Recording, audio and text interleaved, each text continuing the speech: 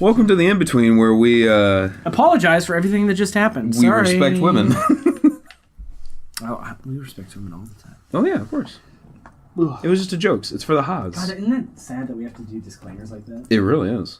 I actually had to cut a joke out. I haven't edited this yet. I know exactly which one you're talking about. I know. Yeah, you gave me a look that I was like, oh, I think I ruined our friendship. And I was like, no, dude, you can't say that shit. So there is a joke on the outtakes reel, which is kind of what the In-Between already is. Like, we just kind of like sit around and bullshit. And yeah, I had to cut that one out completely because we were like, well, that's kind of dangerous to put on the internet. Yeah.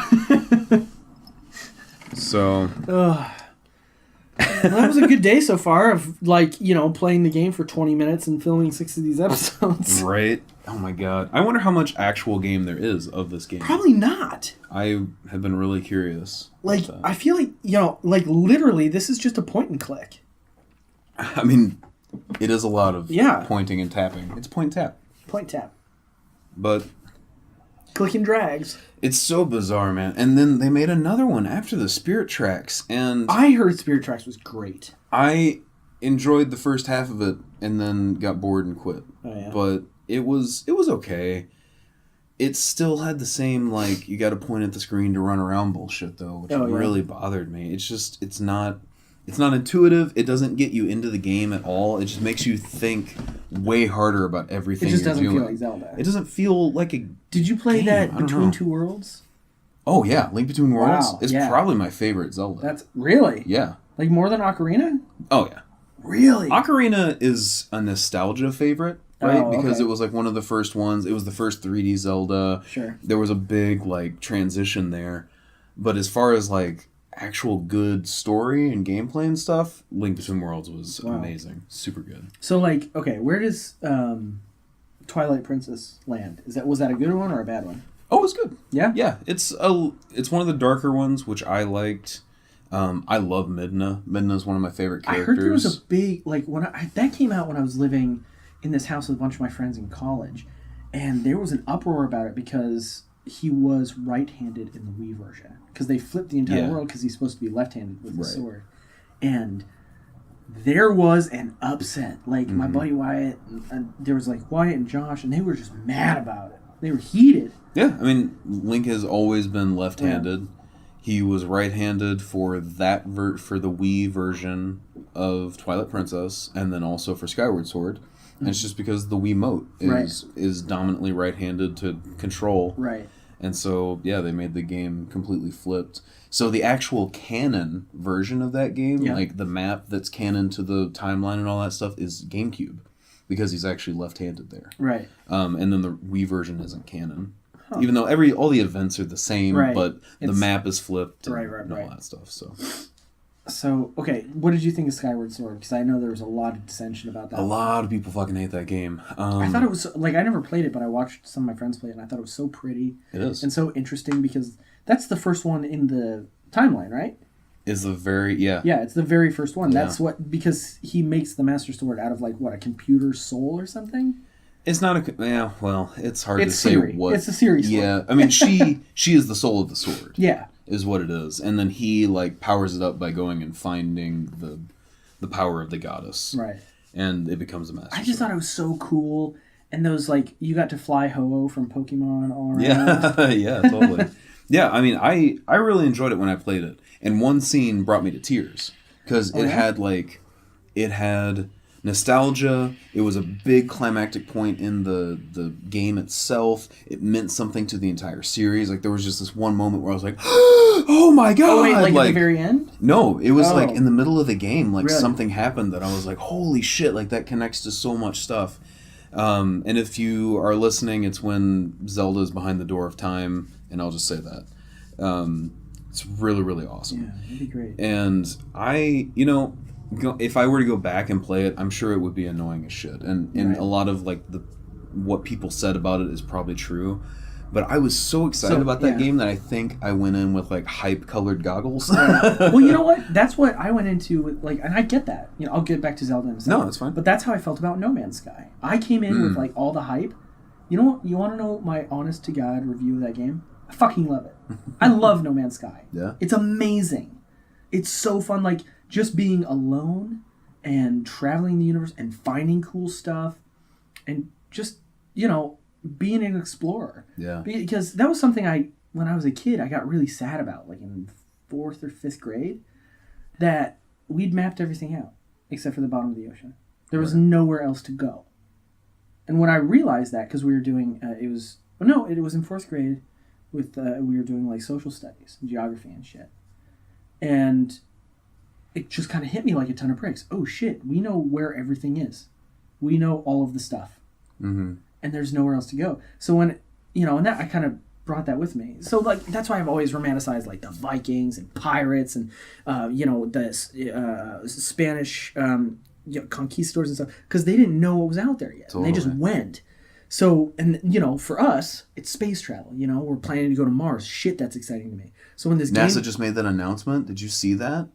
They found 7 inhabitable oh my god habitable planets surrounding a new dwarf star. I know. Sorry, go ahead. But I was like, ah! I also have to say something about that as well. But like when No Man's Sky came out, it's like, hey, there are like 78 kajabillion planets. I was like, sign me the fuck on up. And it came out and everyone was really mad and wanted refunds. I was like, did you guys play this yet though? Have you missed the point of this game? It's not about like space battles and all that stuff. It's about finding worlds and figuring out what came before you. Because there was a whole civilization here before you, and now it's gone. Figure out why. And it's all conjecture, and you got to make your own story. And you do, didn't you? Oh yeah. That would be a really, because you do those videos. You did that survival series. Oh yeah, yeah, with the Long Dark. Yeah. And like I would be sitting there in my apartment, alone when Chris was at work, flying around in my spaceship and talking to myself as if I was this explorer trying to figure stuff out. Like in The Martian, Matt Damon, where he had to just talk to himself and he's talking to his computer like he was his friend. And I was like, this is the most fun I've had with a video game in a long time. So anyway, yeah, the hype train, I get that. Yeah, I never actually played No Man's Sky. My roommate played it. He enjoyed it. See, the biggest problem was that they made claims that were just false. Yeah, the whole... The graphic capability. Multiplayer, stuff like that. Yeah, the multiplayer thing is apparently going to be put in soon-ish. Yeah. But, like, I get why people were upset about that. Because there was for a long time, people were like, well, shit, this universe is this galaxy is so big. Of course I guess it's a universe. There are many, many galaxies. Of course it's going to be hard to find someone. But, and initially they were like, oh, we don't tag other players. So you might see a player ship go by, but you don't know if it's a player or not. It might be an NPC, might be a player. But then it came out that like these two friends had figured out a map to get to the same planet by warping, and they found the same landmark, and they both stood there while they're sitting next to each other, and they're like, "Yeah, there's no fucking multiplayer, guys." Yeah. I was like, "Oh, I was gutted," but hopefully that's coming in, and and I haven't played it since they released the update about you could build a base on a planet. Oh, right, yeah. And I haven't built a base yet. I haven't done any of that. And the next update was released. You get like an ATV. Huh. Yeah. That'd be fun. That'd be dope. Because you're just like fucking walking around now, right? Yeah, and you have a jetpack and stuff, and you can run. But like, then your like ATV can get booster packs and like get you further. And stuff. And like I had so much fun because I ran around trying to find a really cool ship for a long time to make sure that I had the most inventory slots, like 48 I think is the most. And so I would find a ship like that had crashed, see if it had more inventory space than my current ship. I'd move all my stuff over and then take the new ship. And I'd have to fix it all up and it was cost intensive. Right. But it was not nearly as costly as finding a trader ship, like at a port, and then buying his ship because it had more stuff. Right. So I just slowly did this, and it was it didn't cost that much at all. And I finally got my perfect ship and had 48. And so I flew around and I found other ships because the one I had that had the max inventory just wasn't my aesthetic style. Gotcha. And then I finally found this one, and it's like this. It looks like an arrowhead. I do archery, and it's green. And I'm like, shit! It's the green arrow. That's my ship. It's for my forever ship. I got it. I'm the fucking green arrow. Yes. So I was very juiced about that. Anyway, let's get back to Zelda. So my first game was Link's Awakening. Yeah. Which is one of the weirder ones, admittedly. Yeah, it was that was probably the first departure from like the normal Zelda formula. I mean, it still had the temples, it had the items and all that stuff, but it was way different because it was actually a different game in Japan.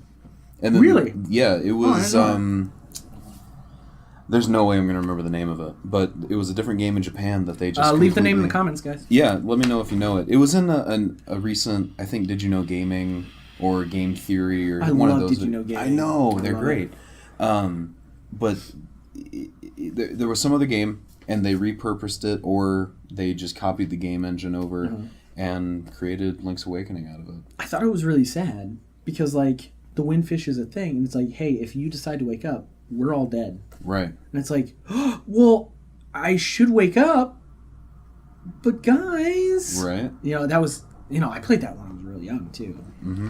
Yeah, and I love the one thing that I've loved about Zelda, and then them releasing the official timeline kind of took the mickey out of it, I guess, but was theorizing about how the games go together. Yeah. Because even though they said, like, Skyward Sword's the first game, there's still 20 other games, like, how do these all fit?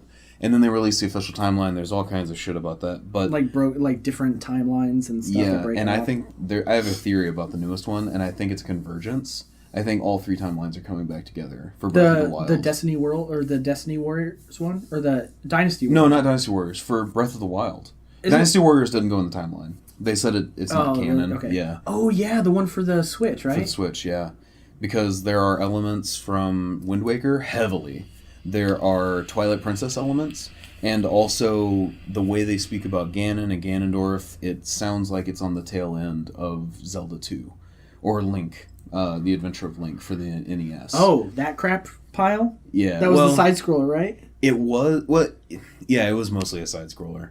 And I thought it was crap, too, until I watched the Game Grumps play. Have you seen the Game Grumps play? No, I haven't. It's actually great. Shout out to the Game Grumps, dude. Oh, yeah, absolutely. Obviously, they inspired a lot of the show and stuff. But I've been watching Aaron as Ego Raptor from way back in the day. One of my favorite things in the whole internet is sequelitis for Mega Man X. Mm-hmm. That's one of my favorite videos of all time. Yeah.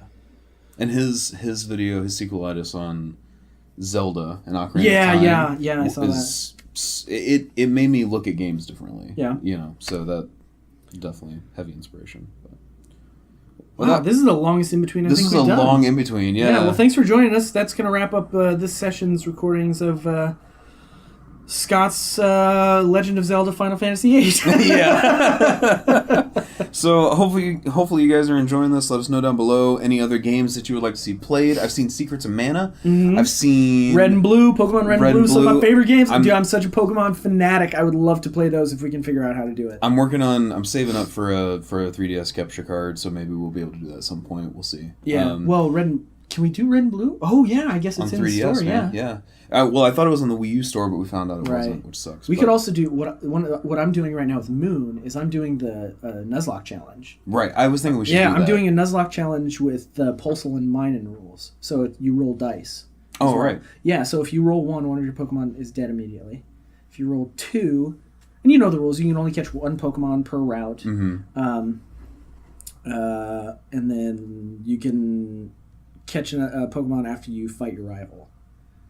And so, if you roll a 2, you can catch 2 Pokemon. If you roll a 3, what happens there? If you roll a 3, oh yeah, your weakest Pokemon in your party has to fight 3 battles in the wild with no healing items. Oh wow! If you roll a 4, when you go to a new route, you can catch the first, second, third, or fourth Pokemon you see. If you roll a 5, you have to throw away 5 items. And if you roll a 6, you get to roll the dice again. If you roll another 6, you can revive one of your Pokemon from the graveyard. If you roll anything else, nothing happens. It's hard as hell. It sounds awesome, though. Yeah, I like it's that great. added challenge. Yeah. All right. Anyway, let us know. Let us know what games you would like us to play. Voices you'd like to hear. Yeah, we'll attempt those as best we can. Just please no Robin Williams, because we've already established I can't do that. So, and I guess we'll see you in the next episode of Phantom Hourglass. Hey ho! We'll see you next time. Wow!